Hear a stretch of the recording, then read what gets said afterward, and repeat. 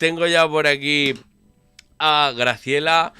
¿Qué tal? Bienvenida, Graciela, ¿nos escuchas?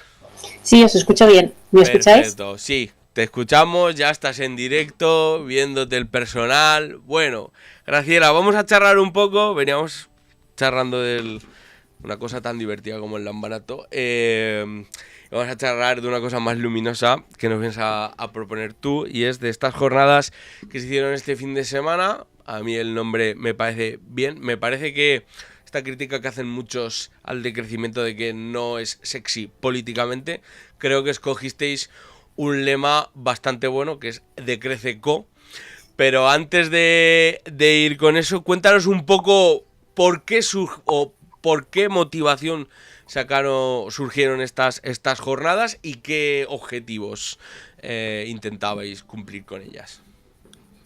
Bueno, pues las dos cosas se mezclan un poco. En verdad, los objetivos eran generar una red, empezar a ponernos a dialogar todos los colectivos y organizaciones que tenemos interés en frenar el momento cercano en el que estamos a superar los límites planetarios, ¿no? Que con esto no sé si la audiencia que nos escucha sabe muy bien a qué nos referimos, pero esencialmente es que en un planeta finito pues es muy difícil continuar consumiendo al ritmo que lo hacemos.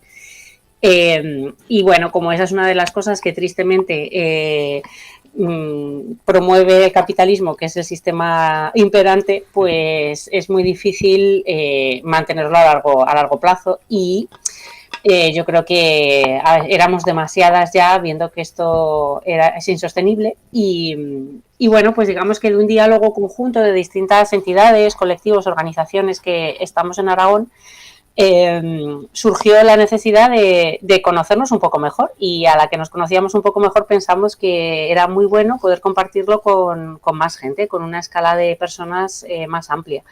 Y un poco de ahí surge la motivación. Yo creo que tampoco éramos muy conscientes de lo que estábamos planteando o del alcance que podíamos llegar a tener. Y la verdad es que estamos muy contentas porque pues la asistencia ha sido muy buena, la recogida ha sido espectacular, y todavía estamos un poco de resacón en Las Vegas, un poco, porque fue ayer que terminamos y ha sido muy especial. Que cuéntanos un poco qué habéis hecho ahí, porque ha habido conferencias, charlas, debates, también talleres. Cuéntanos un poco, porque creo que es bastante interesante la manera en la que habéis intentado abordar esto, porque muchas veces se corre el riesgo de que esto quede literalmente en un debate muy abstracto que no toque la realidad, y creo que habéis intentado huir un poco de eso. Sí, de alguna forma seguimos viendo que es necesario que haya un marco teórico sólido que además se mezcle con una forma divulgativa también de transmitir, que la comunicación de esta palabra que tú mismo decías que es poco sexy, y así es, pues se explique de manera que la gente que opone resistencia sea capaz de ver qué sentido tiene. Pero en paralelo al hecho teórico o a las charlas sin más, ¿no?, donde uno se puede sentir más o menos inspirada o motivada al cambio, pues lo que hemos propuesto era un conjunto de talleres en cada uno de los 3 días. Y estos talleres, de nuevo, estaban promovidos por colectivos de Aragón que no éramos necesariamente las personas que conformábamos el grupo motor. Y la verdad es que fue realmente especial porque, llevamos como un año montando estas jornadas, pero en noviembre hicimos una convocatoria abierta a cualquier colectivo o persona que se sintiera atraída por la idea, y esperábamos, pues yo qué sé, 10, 12 personas, y se presentaron 30 con muchas ganas de contar lo que saben hacer para tener una vida dentro de los límites planetarios, una vida decrecentista, o que por lo menos empieza a serlo, ¿no? Y yo creo que esa combinación de aspecto teórico, de aspecto, incluso inspirador o de debate dialéctico, se ha visto muy bien complementada por el hecho de que había talleres prácticos o formativos, ¿no? Pues desde cómo diseñar un espacio de permacultura o el cultivo de hongos, hasta cómo reparar objetos o incluida ropa, en la que, pues el colectivo de Tejiendo Sostenibilidad de Jesús Que Barrio trajeron máquinas de coser y enseñaron a las presentes a repararse la ropa. Así que bueno, ha habido eso y también un espacio expositivo, donde hemos dado cabida a compañeras de REAS Aragón, de distintos colectivos que están ya activamente intentando consumir menos. Y bueno, yo creo que ahí ha sido clave el que estábamos colaborando con entidades que ya llevan mucho tiempo trabajando en esto, o sea, que no son nuevas en el decrecimiento. Habéis puesto en el foco dos cosas a las que aquí intentamos darles un poco de vuelta. Por un lado, el tema de construir comunidad y por otro lado, una cuestión de futuro, ¿no? Se habla mucho, y especialmente desde el lado, si quieres decirle, progresista de la vida, de que pues actualmente dominan mucho las distopías, ¿no? O sea, como una especie de reeducación hacia la imposibilidad de construir algo diferente y algo distinto. Mejor. O sea, distinto y mejor. No sé si también el decrecimiento tiene, o con estas jornadas también, habéis intentado combatir esa idea, ¿no? Porque, bueno, vivimos en sociedades de la sobreabundancia, del hiperconsumo, etcétera, y muchas veces cuando se habla de decrecentismo, pues claro, la peña dice, hombre, es que por obligación voy a tener que vivir peor. ¿No? No sé si habéis intentado también combatir un poco esas ideas y cómo hacer comunidad. Si habéis sacado alguna hipótesis o algún planteamiento claro de cómo hacer comunidad a día de hoy en una sociedad, digámosle, hiperfragmentada, pues bueno, nosotros hubo una época que le decíamos la sociedad TDA, porque bueno, pues atención cero, sin capacidad de profundizar, y bueno, pues estos temas son tan grandes que de alguna manera hace falta profundizar. No sé si qué hipótesis o qué planteamientos habéis lanzado. Claro, lo bueno de esto es que nosotras no hemos tenido que inventar nada nuevo, porque ya hay tanta gente desde hace ya décadas trabajando en este concepto de que es consumir menos para vivir mejor, que abarca un montón de ejes.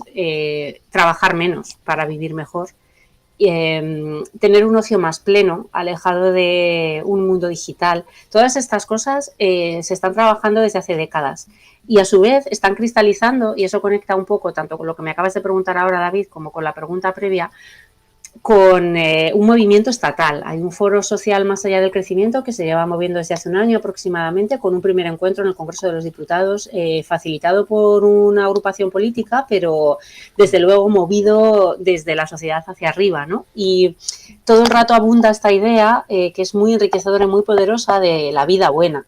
La vida buena es aquella en la que en verdad consumo estrictamente lo que necesito y se caracteriza por tener un ocio de calidad, unas relaciones humanas que ponen el cuidado en el centro.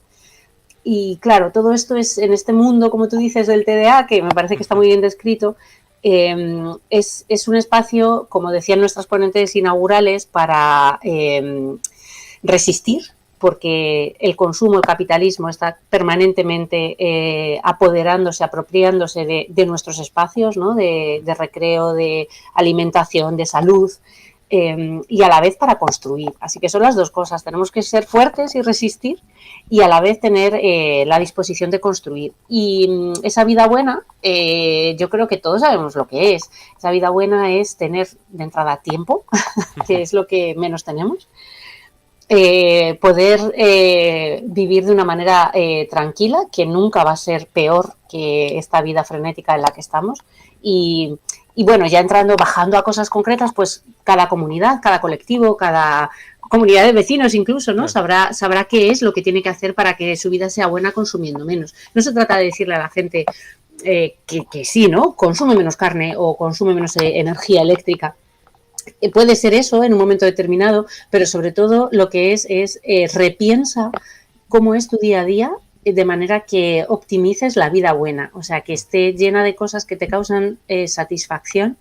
Y si piensas de verdad cuáles son las necesidades mínimas que tiene la humanidad para poder tener una vida plena, enseguida te das cuenta de que no tienen nada que ver con lo que el capital nos ofrece, ¿no? Entonces, yo creo que va un poco por ahí, el poner en el centro esta vida buena a las personas. Y la otra parte, que es la de tejer comunidad, de nuevo, el capitalismo se apropia de nuestros espacios. La privatización de todo lo público como espacio de recreo, el hecho de que como ciudadanas tengamos que estar aprovechándonos de las migajas míseras que nos ofrecen desde los municipios hasta los gobiernos regionales o los estatales para poder hacer uso del espacio público, ¿no? Todas esas cosas, de nuevo, es resistir, pero no olvidarnos de que tu vecina de al lado igual pasa las mismas penurias que tú y júntate con tu vecina, hace una asociación de vecinos y lucha por las cosas que merecen la pena en el vecindario, desde ahí hasta lo más grande que te puedas imaginar. Claro, hay veces que como que nos obsesionamos mucho en inventar la rueda y hay cosas como que se podrían recuperar, que han funcionado en otros momentos y que igual basta con recuperarlas un poco. A este respecto, voy a ir como a otro lado, ¿no? Porque muchas veces lo que pasa aquí es un tema de escala, ¿no? No voy a entrar en estos debates que ahora hay como muy en boga entre Green New Dealistas, bueno, si es que eso existe o ha existido en algún momento. Eso es ya cosecha mía. Y decrecentistas o no, estas peleas, ¿no? Pero más allá de esos debates, creo que sí que a algunos nos cuesta ver cómo escalar esto. Quiero decir, cómo hacer de este programa, cómo hacer de este planteamiento un programa que trascienda más allá de comunidades pequeñas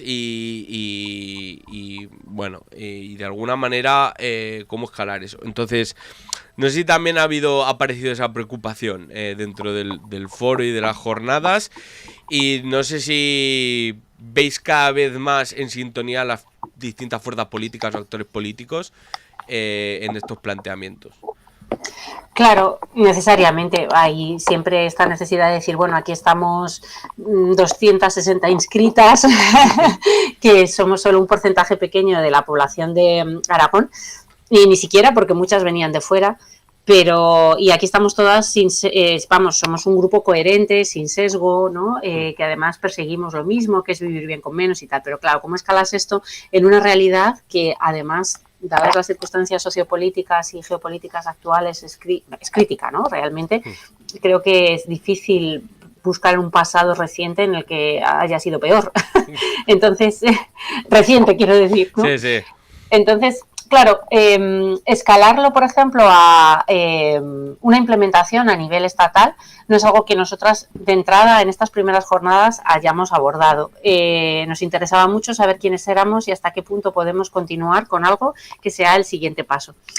Sí que pensamos que en el foro social, más allá del crecimiento, donde se están moviendo a escala estatal, hasta 7 o 10 pactos ecosociales, que lo que persiguen es una identificación, un mapeo del problema, del conflicto, una identificación de posibles soluciones y después digamos un statement, ¿no? una manifestación de cómo sería la implementación a largo plazo.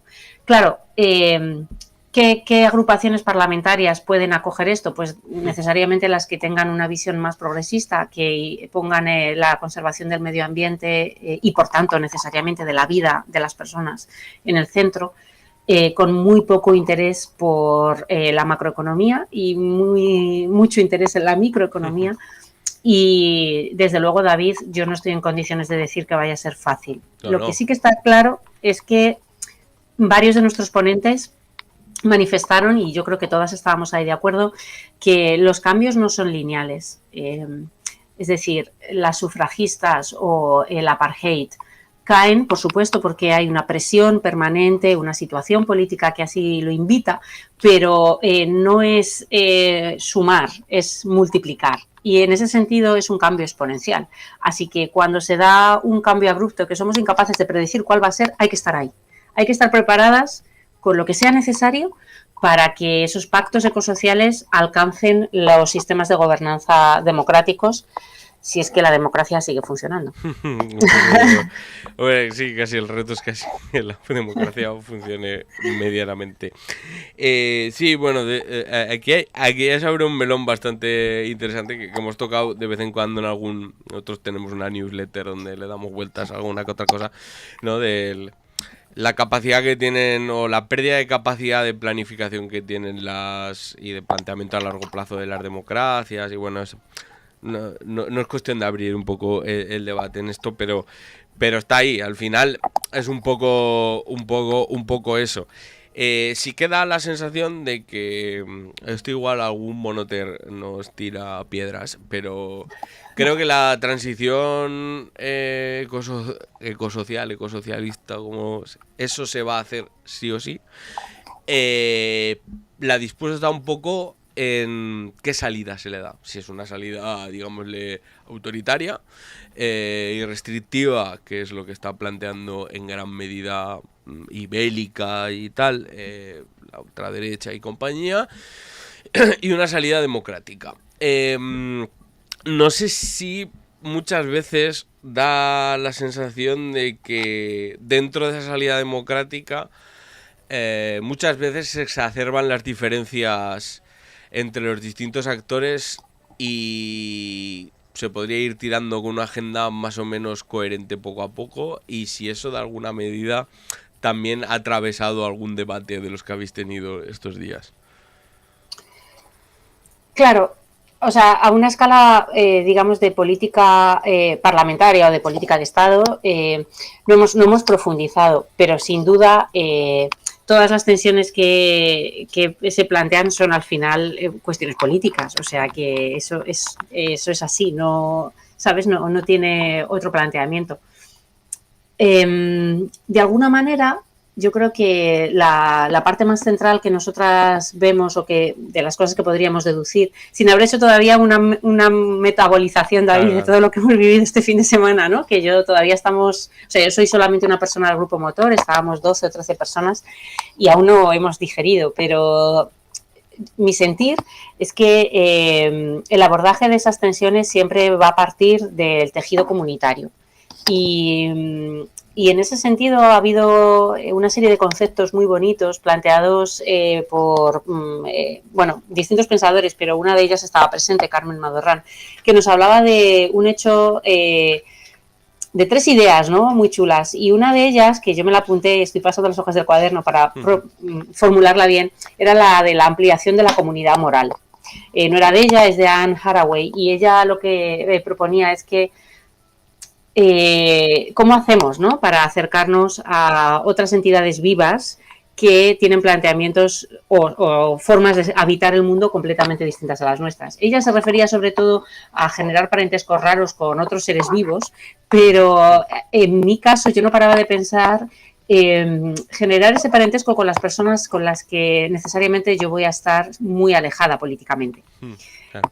Es decir, todos podemos pensar en nuestro cuñado, vecino X que vota a la ultraderecha y que te tienes que entender con él, te tienes que llevar bien con él de alguna forma porque hay un número de decisiones consensuadas, y no solo eso, sino que es que puede que sea en un futuro de colapso la persona que te da de comer.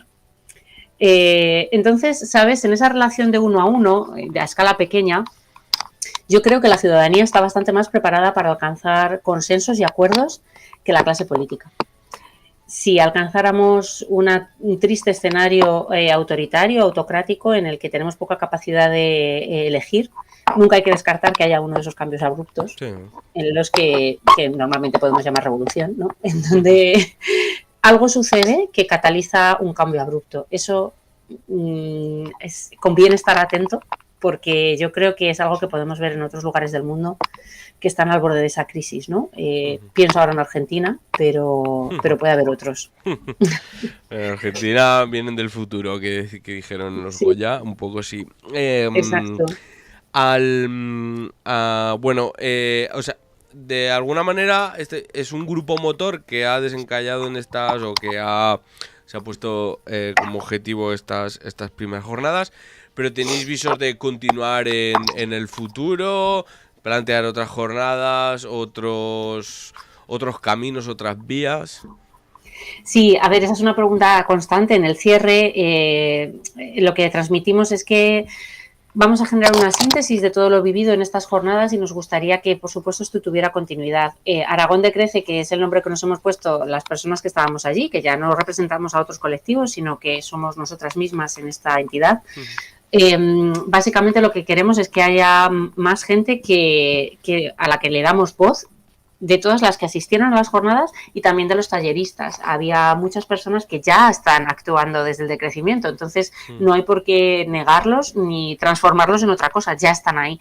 Entonces, sí, yo creo que había una demanda colectiva de que repitiéramos esto en el futuro y yo creo que sí que pasará, no te sé decir cuándo, pero sí que pasará, y me da la sensación de que la demanda un poco que había y de las ganas que el sentir generalizado era de hacerlas más monográficas, en alguno de los ejes concretos que se han ido abordando, ¿no? Algún aspecto concreto. Se habló muchísimo, David, muchísimo de centros de datos y de digitalización. Ahora ahí vamos con eso. Sí, y parecía que había un interés importante en esto, igual que también lo hay en el uso intensivo de otros recursos derivados de nuestro consumo alimentario, ¿no? O sea, de agricultura y ganadería intensiva, por ejemplo. Así que yo creo que sí que pasará y nos gustaría al Grupo Motor, o también desde la voz un poco del extenuamiento, ¿no?, con el que llegamos, que hubiera otras personas que tomen un poco el relevo, pero por supuesto nosotros vamos a seguir estando, no nos vamos a deshacer y bueno, pues dependiendo de cuánta ayuda recibamos o de si hay una renovación dentro de las personas que estamos en el Grupo Motor, pues haremos unas cosas u otras, pero desde luego estamos muy motivadas y muy impulsadas por este encuentro. Vamos con la última ya y luego si quieres una ronda de conclusiones y lo que quieras decir. Bueno, estamos viendo días convulsos en Aragón respecto, bueno, pues a una trampa que lo que planteamos aquí, a una trampa que nos vendieron algunos, ¿no? Y que sobre todo nos da la sensación que a lo que más ha afectado es a una cosa que hay que hacer, digámosle, sí o sí, como es un poco la transición energética o la transición ecosocialista que hay que hacer sí o sí, ¿no? Y que de alguna manera eso, pues bueno, ya llevamos planteando desde hace un tiempo que se dejó en manos de los mercados y que eso, pues bueno, pues trae, por lo que hemos visto en todas estas cosas, más problemas que soluciones y una deslegitimación muy profunda de un proceso que era necesario y que se podría haber hecho de otras maneras y ahora, pues bueno, hay residuos, ¿no? Y más cara de pasmo se te queda cuando, pues bueno, el gran objetivo de todo esto, ya no sabemos si era antes el huevo o la gallina, pero bueno, muchos de estos macroparques de renovables van a servir para alimentar centros de datos, para abaratar eso y hacerlo más barato. ¿Ha visto que las renovables? No lo sé, pero supongo que habrán planeado bastante por el debate, ¿no? Pero los centros de datos sí. Un poco hay que desescalar digitalmente, eso es cierto, pero también de alguna manera habrá que apropiarse de estos procesos y de estas tecnologías porque al fin y al cabo, digámosle, hay poca alternativa a esto. Sí, a ver, sí a todo, ¿no, David? O sea, por una parte, estaban colectivos importantes como No es Sequía, es Saqueo, ¿no?, que tienen toda una campaña de divulgación, de educación, de qué significa un centro de datos y por qué en verdad los niveles de computación que estamos demandando están ahora sobre todo dependiendo mucho de la inteligencia artificial. Es decir, se habló de digitalización a ese nivel, qué necesidad tenemos de inteligencia artificial, qué y para qué, sobre todo, con qué fin. La penetración de esa tecnología ahora mismo es espectacular, nada, ni siquiera Internet había llegado tan lejos, tan rápido, y el nivel de la demanda computacional es altísima, tanto en recursos naturales, por el uso de agua de boca, no porque sea necesario que sea potable, sino porque es sencillamente fácil para un centro de datos, puesto que hay conducción, ¿no? Y no son, siempre te dicen, bueno, es que son circuitos cerrados, no lo son, hay una pérdida neta de agua de manera permanente. Hasta también el uso del suelo, que transforma los planes de urbanismo de municipios enteros. O sea, en concreto la Puebla de Alfindén tiene un centro de datos que es 2 veces el tamaño del municipio, o sea, del casco urbano, y tremendo. Ha cambiado el plan de ordenación urbano de la Puebla. De manera que tras la figura de PIGA, ¿no?, de Plan de Interés General de Aragón, nos saltamos la democracia, se le quita al municipio la potestad sobre su capacidad de decidir qué necesita o qué quiere, y ya está, y fin, sobre todo que cuando uno dice, bueno, pero esto para qué, no es ni siquiera por empleos, porque hay muy poca gente trabajando en un centro de datos, y al final la pregunta que me haces, yo creo que es tan triste como que no se planeó nunca que fuera a ser necesaria las renovables para los centros de datos, pero es que ahora si no es por las renovables, los centros de datos no se pueden mantener. Claro. Desde el punto de vista energético. Sí. Entonces, se habló muchísimo de lo que supone Aragón como zona de sacrificio claramente, para toda Europa. Somos la tercera región del mundo, si no recuerdo mal, con más centros de datos. Por supuesto, Estados Unidos tiene una diferencia espectacular, es una cuestión de tamaño. Después está el área metropolitana de Dublín y después está Aragón. Brutal. Entonces, es alucinante realmente. La mayor parte de los centros de datos están en la provincia de Zaragoza, hay uno en Teruel y otro en Huesca. Y claro, pues necesariamente hablamos de desdigitalización. No solamente nos tenemos que apropiar del tejido productivo en general, sino que también nos deberíamos de apropiar de tener una soberanía digital.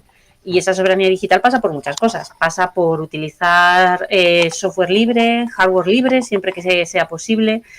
Pasa también por plantearnos cada minuto que pasamos delante de un teléfono móvil o de una pantalla qué necesidad tenemos de que eso sea así. Pasa también por el hecho de desdigitalizar la infancia, de liberar a nuestros hijos y adolescentes, ¿no? de niños y adolescentes de esa necesidad permanente de estar conectado. Entonces, pasa porque las instituciones públicas nos permitan tener acceso a todos los recursos de los que podemos disponer sin un medio digital. Adrián Almazán comentaba, ¿no?, en su ponencia que, claro, es muy fácil para los espacios rurales, y Aragón tiene muchos, el hecho de que haya un trámite digital, eso nos facilita, pero mejor sería si tuvieras una oficina con un ser humano cerca de donde vives, y que no tuvieras que estar en un territorio que está desestructurado desde el punto de vista de la gobernanza y de la población, sencillamente porque es grande y tiene poca gente. Entonces, siempre hay una alternativa al hecho digital. Por supuesto, no le podemos poner puertas al campo, no vamos a prohibir mañana la IA, pero yo creo que sí que hay que hacer una educación activa para recordar cada vez que nos enfrentemos al hecho digital cuánto lo necesitamos y para qué, ¿no? Y por supuesto, soberanía en todo, digital, alimentaria, en todo lo que podamos, ¿no?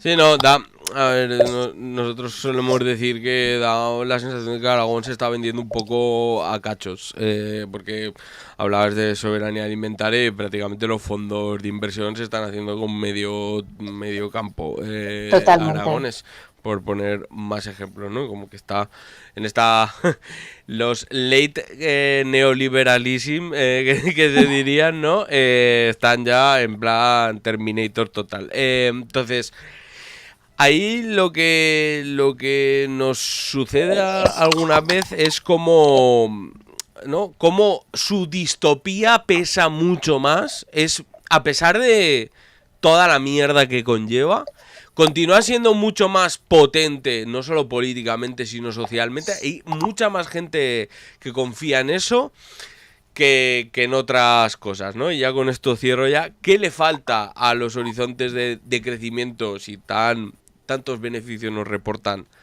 para luchar contra esa no sé si es sección o no sé cómo denominarlo, sino para disputar esa hegemonía contra auténticas distopías bestiales? Sí, yo creo que precisamente hay que confrontarlo con lo que nosotros, o sea, ha dado en llamar, ¿no?, en todos los colectivos de crecentistas, ecotopías. Es decir, generar un escenario en el que trabajas menos y vives mejor, y también consumes menos. El consumo es un poco droga, ¿no? Yo creo que la gente, todos tenemos en un momento determinado un vacío existencial, y aquí en Zaragoza pues la gente igual lo llena yendo a Puerto Venecia. Pero esto hay que explicarlo, tiene una explicación sociológica, y en ese campo yo me dedico profesionalmente a la ciencia, pero yo creo que aquí quienes más tienen que decir son precisamente las personas que se dedican a las humanidades, a la sociología. Hacer atractivo este concepto es fácil, lo que no tenemos es penetración, porque no interesa. O sea, no se nos va a dar nunca voz a una escala grande. Sorprendentemente, y con mucha alegría, hemos salido en El Heraldo, que no es un medio necesariamente afín. No. Pero eso, hemos sido las primeras sorprendidas. Y también Bueno, últimamente confesar... el Heraldo está haciendo cosas que, bueno, en fin. Sí, Sí, no sabemos muy bien si es porque se escapa a veces a la línea editorial y las y los periodistas hacen cosas que yo que sé, ¿sabes? sí.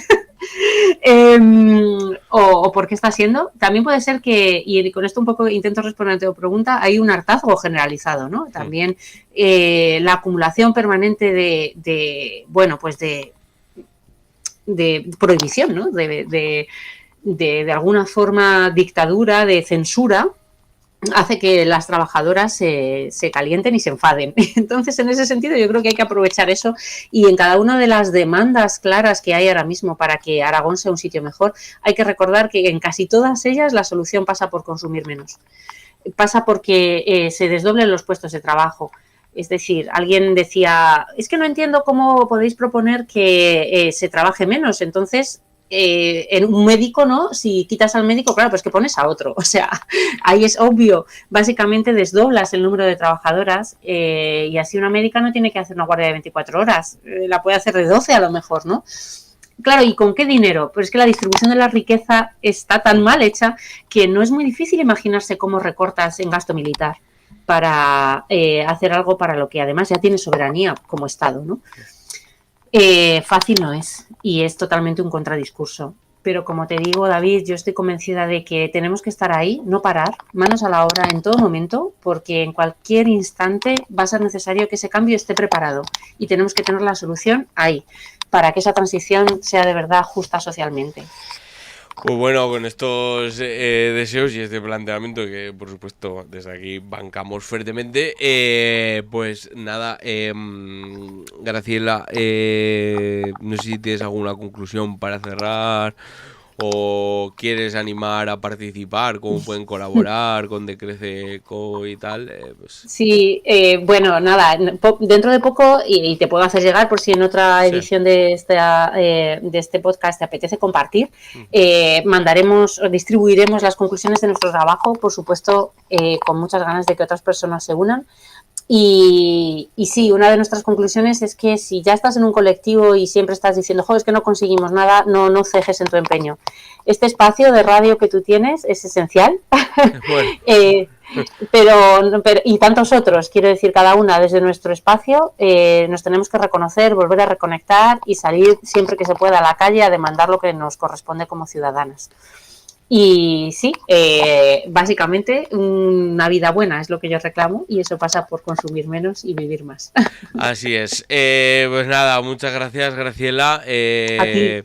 Toda la fuerza y toda la rasmia para estas cosas que Exacto. son necesarias, son debates y peleas de muy largo fondo, así que bueno, para todo lo que necesitéis aquí estamos. Muchas gracias, David. Así que aquí seguimos sin reblar. Exacto, sin reblar.